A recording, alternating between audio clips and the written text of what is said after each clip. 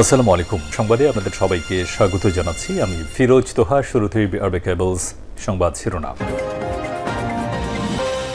বাংলাদেশের সর্বশেষ গুরুত্বপূর্ণ আপডেট সংবাদ আপনাকে স্বাগত। শুরুতেই সংবাদ শিরোনাম, পরে বিস্তারিত।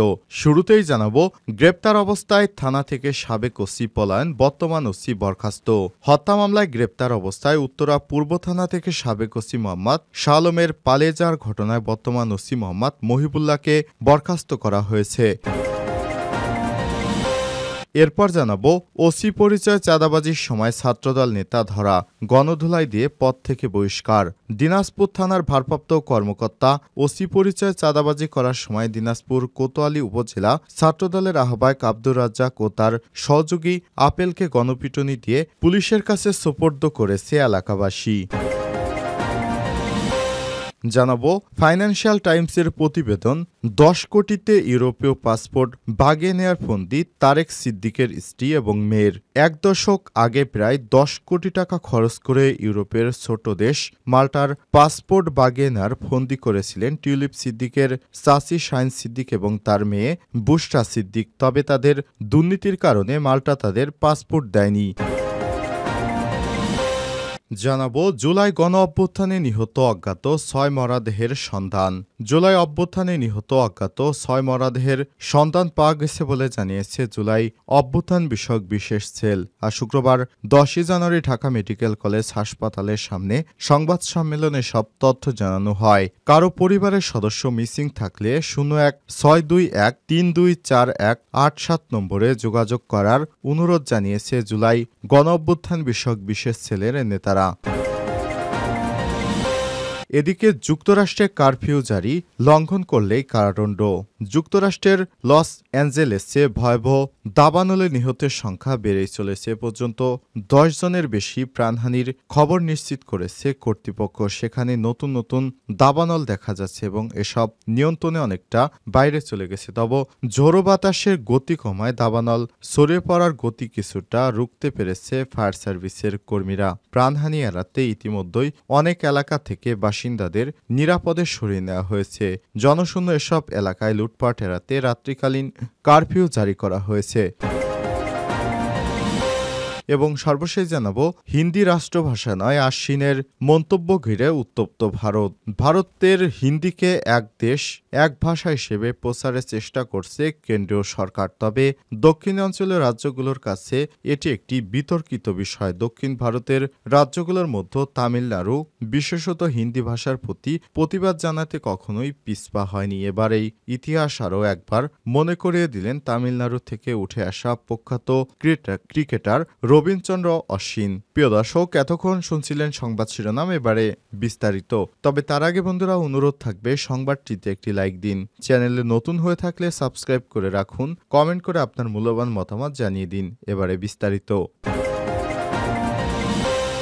গ্রেপ্তার অবস্থায় থানা থেকে সাবেক ওসি পলায়ন, বর্তমান ওসি বরখাস্ত।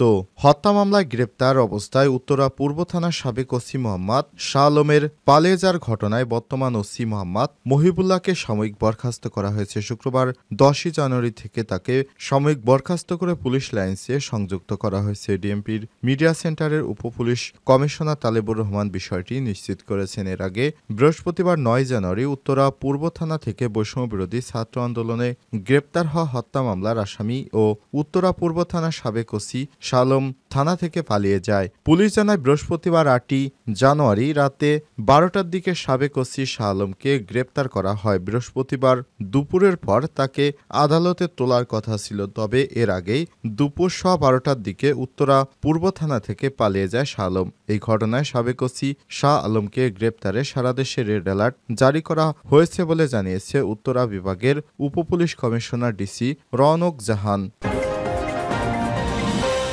ওসির পরিচয় চাঁদাবাজির সময় ছাত্রদল নেতা ধরা, গণধুলাই দিয়ে পদ থেকে বহিষ্কার। দিনাজপুরের থানার ভারপ্রাপ্ত কর্মকর্তা ওসি পরিচয়ে চাঁদাবাজি করার সময় দিনাজপুরের কোতোয়ালী এলাকা থেকে উপজেলা ছাত্রদলের আহ্বায়ক আব্দুর রাজ্জাক ও তার সহযোগী আপেলকে গণপিটুনি দিয়েছে এলাকাবাসী। পরে তাদেরকে কোতোয়ালী থানায় সোপর্দ করা হয়। বৃহস্পতিবার 9 জানুয়ারি রাত 8টার দিকে সদর উপজেলার 4 নং শেখপুরা ইউনিয়নের ভাটিনা ঠাকুরবাড়ি গ্রামে চাকলাদার পুকুরপাড় এলাকায় ঘটনা ঘটে। আব্দুর রাজ্জাক সদর উপজেলার নহনা গ্রামের রুস্তম আলীর ছেলে ও আপেল একই এলাকার সাদাতের ছেলে। একই ঘটনায় শুক্রবার শৃঙ্খলা ভঙ্গের অভিযোগে আব্দুর রাজ্জাককে ছাত্রদলের আহ্বায়কের পদ থেকে বহিষ্কার করেছে কেন্দ্রীয় সংসদ। চাঁদাবাজি, অপহরণ, প্রাণনাশের হুমকি অভিযোগ ছাত্রদল নেতা ও তার সহযোগীদের বিরুদ্ধে মামলা দায়ের করেছে ভাটিনা ঠাকুরবাড়ি এলাকার মৃত নির্ভয় বর্মনের ছেলে চৈতু বর্মন। মামলার অন্য আসামিরা হলেন নহনা গ্রামের আব্দুস সাত্তারের ছেলে শাহিনুল ইসলাম, আপনের ছেলে শান্ত, শাহাদুলের ছেলে আক্তারুল, শ্রী উজ্জ্বল রায়, শ্রী তাপস রায় ও শ্রী মহেশ চন্দ্র রায়। মামলার স্থানীয় সূত্র থেকে জানা গেছে, চতুর্থ চৈতু বর্মনের ছেলে ইমনচন্দ্র বর্মন 22-এর সঙ্গে একই গ্রামের মৃত্যু রানী রায়ের 19 প্রেমের সম্পর্ক গড়ে ওঠে এবং তারা বিবাহ বন্ধনে আবদ্ধ হয়ে টাঙ্গাইলে অবস্থান করছিলেন। এই ঘটনার জেরে গত 7ই জানুয়ারি আব্দুর রাজ্জাক সহ তার সঙ্গীয় লোকজন মাইক্রোবাস নিয়ে রাত 11:15টার দিকে দিনাজপুর সদরের 4 নং শেখপুর ইউনিয়নের ভাটিনা ঠাকুরবাড়ি গ্রামের শ্রী চৈতু চন্দ্র বর্মনের বাড়িতে যান। সেখানে গিয়ে নিজেকে কোতোয়ালি থানার ওসি পরিচয় দিয়ে চৈতু বর্মনকে অভিযোগ রয়েছে বলে থানায় যেতে বলেন। এ সময় পরিবার ও স্থানীয়দের কারোর সঙ্গে কথা বলার সুযোগ না দিয়ে তাকে জোরপূর্বক সাদা রঙের মাইক্রোবাসে তোলেন। মাইক্রোবাসে জিজ্ঞাসাবাদ করে তার ছেলের ঠিকানা নেয়। পরে ভয়ভীতি প্রদর্শন করে তাকে টাঙ্গাইলে অপহরণ করে নিয়ে যায়। টাঙ্গাইল থেকে ছেলে ইমন সহ তার বাবাকে 8ই জানুয়ারি রাত 10টায় পুনরায় দিনাজপুর নিয়ে আসে এবং 4 নং শেখপুরা ইউনিয়নের মাধবপুর গোয়ালপাড়া এলাকায় মহেশচন্দ্র রায়ের বাড়িতে আটক করে শারীরিক নির্যাতন চালায় এবং বিভিন্ন ধরনের ভয়ভীতি দেখে 1 লক্ষ টাকা চাঁদা দাবি করে। নিরুপায় হয়ে নিজেদের এবং ছেলের জীবন বাঁচাতে 1 লক্ষ টাকা চাঁদা দিতে স্বীকার করে একদিনের সময় চাইলে রাতেই তাদেরকে ছেড়ে দেওয়া হয়। পরদিন বৃহস্পতিবার রাত 8টায় ছাত্রদল নেতা আব্দুর রাজ্জাক ও লোকজন চৈতু ও তার ছেলেকে ভাটিয়া ঠাকুরবাড়ি গ্রামের চাকলাদার পুকুর পাড়ে ডেকে নেয়। এ সময় ওই চাঁদার টাকা দাবি এবং মিথ্যা মামলায় ফাঁসানোর ভয়ভীতি দেখায়। পরে স্থানীয়দের সন্দেহ হলে তারা এগিয়ে আসে। এক পর্যায়ে আব্দুর রাজ্জাক সহ অন্যরা পালিয়ে যাওয়ার চেষ্টা করলে বিক্ষুব্ধ এলাকাবাসী তাদেরকে আটক করে গণধুলাই দেয়। পরে তারা জাতীয় জরুরি সেবা 999-এ কল দিয়ে পুলিশের কাছে সোপর্দ করা হয়। এ ব্যাপারে কোতোয়ালি থানার ভারপ্রাপ্ত কর্মকর্তা ওসি মতিউর রহমান বলেছেন, বিক্ষুব্ধ জনতার কাছ থেকে আব্দুর রাজ্জাক ও আপেলকে নিয়ে আসা হয়েছে, তাদের বিরুদ্ধে মামলা হয়েছে। এদিকে ছাত্রদল নেতা আব্দুর রাজ্জাককে সদর উপজেলা ছাত্রদলের আহ্বায়ক পদ থেকে বহিষ্কার করেছে বাংলাদেশ জাতীয়তাবাদী ছাত্রদলের কেন্দ্রীয় কমিটি। শুক্রবার কেন্দ্রীয় সংসদের এক প্রেস বিজ্ঞপ্তিতে এই বিষয়টি জানানো হয়। ফাইন্যান্সিয়াল টাইমসের প্রতিবেদন, 10 কোটিতে ইউরোপীয় পাসপোর্ট বাগে নেয়ার ফন্দি টিউলিপের চাচির।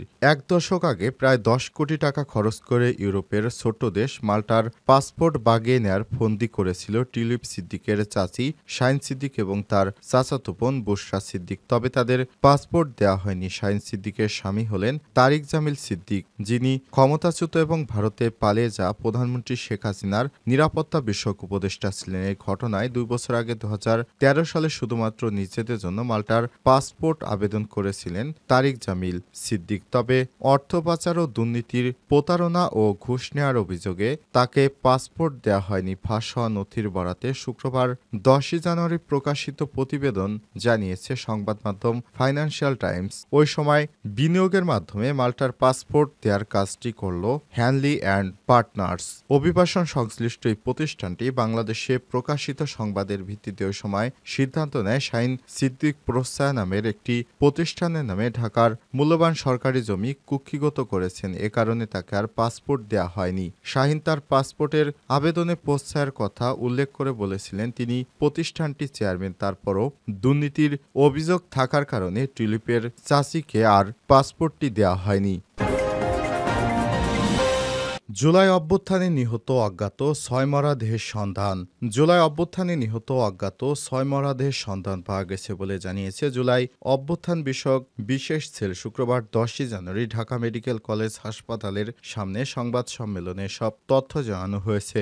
সংবাদ সম্মেলনে বক্তারা জানান, অনুসন্ধান ঢাকা মেডিকেলে গণ অভ্যুত্থানে নিহত অশনাক্ত 6টি মরদেহ আছে বলে জানতে পারে জুলাই গণ অভ্যুত্থান বিষয়ক বিশেষ সেল। তারা আরও জানান, সকালে সেলের একটি টিম এ বিষয়ে বিস্তারিত তথ্য জানিয়েছে। মর্গে থাকা মরদেহদের মধ্যে রয়েছে অজ্ঞাতনামা পুরুষ বয়স 20, অজ্ঞাতনামা পুরুষ বয়স 25, অজ্ঞাতনামা পুরুষ বয়স 22, অজ্ঞাতনামা মহিলা 32, অজ্ঞাতনামা পুরুষ 30 ও এনামুল 25। জুলাই গণঅভ্যুত্থান বিষয়ক বিশেষ সেলের নেতারা জানান, মরদেহগুলি ডিএনএ পরিহিত আলামত সংগ্রহ করা হয়েছে। এই মুহূর্তে মরদেহগুলো ঢাকা মেডিকেল কলেজ ফরেনসিক হিমাগারে রক্ষিত আছে। কারো পরিবারের সদস্য মিসিং থাকলে 01621324187 এই নম্বরে যোগাযোগ করার অনুরোধ জানিয়েছে জুলাই গণঅভ্যুত্থান বিষয়ক বিশেষ সেলের নেতারা। নাম্বারটি আমি আবার বলছি, 01621324187।